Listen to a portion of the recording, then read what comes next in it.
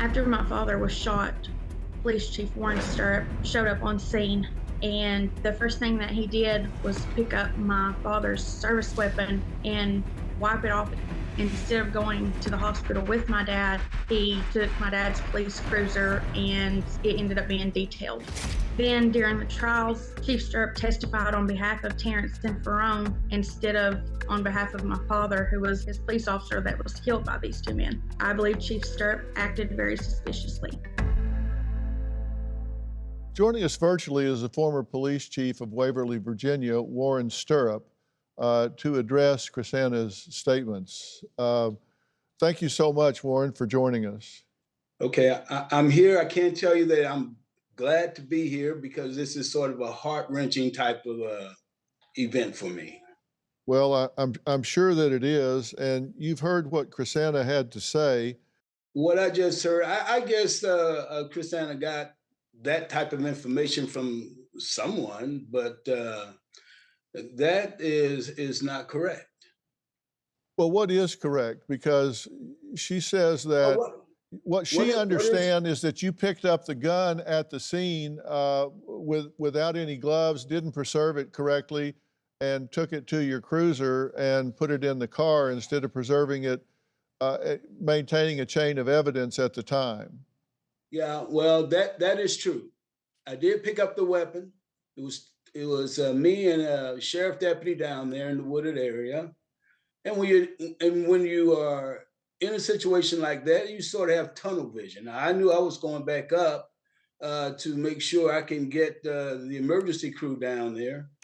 And so instead of leaving Alan's gun down on the ground and the deputy trying to attend to him and not being able to see what's going on around him, I took Alan's weapon up to lock it away in the cruiser. Now I hear that I wiped off fingerprints, and I'm not gonna even entertain that. I will tell you categorically that no, I would never do anything like that, and that really sets a narrative, and that's what this whole thing is all about, a narrative. Let me back up here. My police department was a small department. We had no investigator. So the sheriff's office took over, and that was delightful to them because they had been out of Waverly ever since I got there, and they never wanted me there, but now they are there, and they are gonna write this narrative that is gonna color me. But I can guarantee you that wiping off the weapon never happened.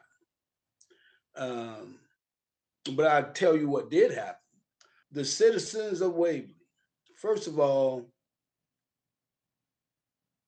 they were in shock, especially because of the police officer that was killed.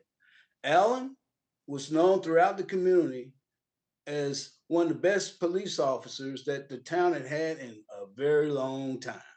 And the common sentiment was this: why him? Of all those people that you have on that force, why him? He was a nice guy.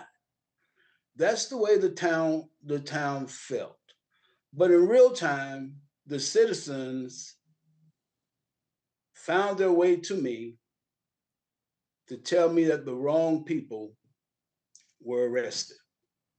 And they gave up the names of the people who they said did that deed on that day.